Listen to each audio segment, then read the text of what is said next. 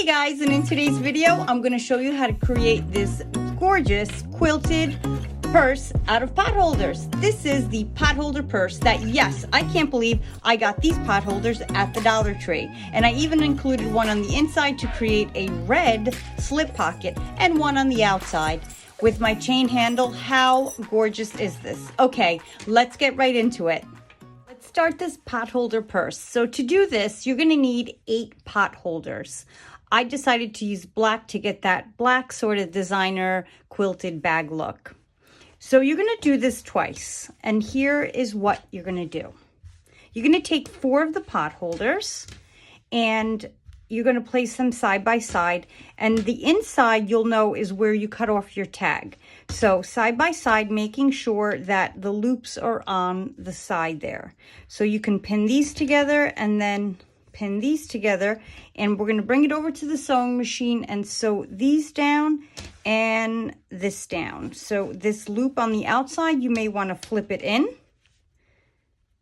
put it down like this, and we're going to sew a straight line down here, and then I'm going to take both of them and attach them this way and sew across so that I get one square.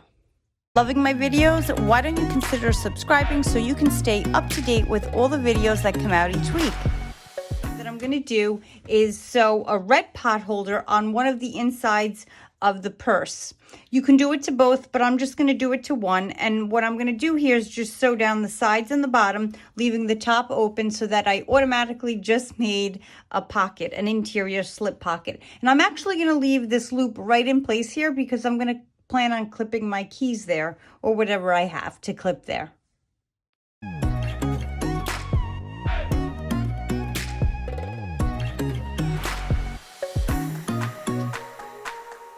Slip pocket created. What I'm going to do is flip it over, and now this is the exterior of the bag. I'm going to take another black pot holder and cover this sewing line with another one, sew the same exact way, the sides and the bottom, leaving the top open.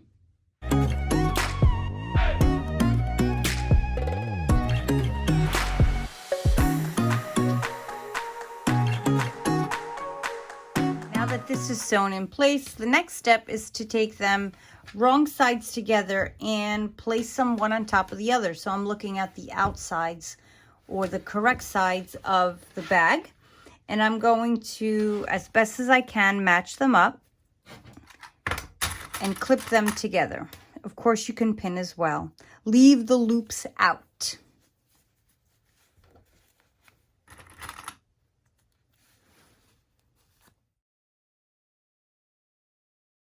Now back to the sewing machine, and I'm going to sew down the side, bottom, and top back stitching on the ends.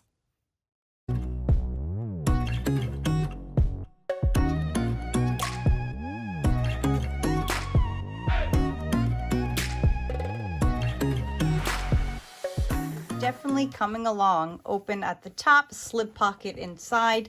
And the next thing I'm going to do is I created a black satin bow, and I'm going to use a double threaded needle to attach a gold button to the center of the bow, and then I'm going to sew it right onto the front of the bag on a diagonal here.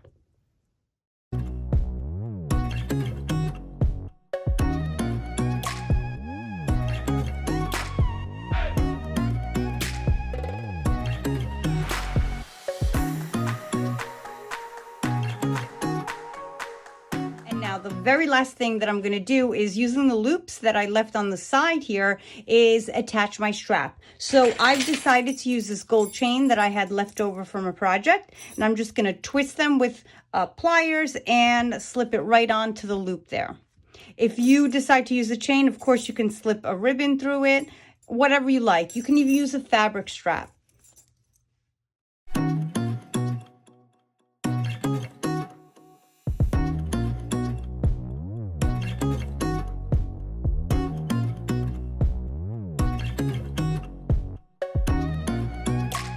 And there you have it, my completed pot holder purse with a pocket inside. So if you really like this video, I thank you so much for watching, and I really think you'll like my other video of making a quilted zipper pouch out of these same pot holders. So why don't you check that out as well? Thank you for watching, and I'll see you in the next video.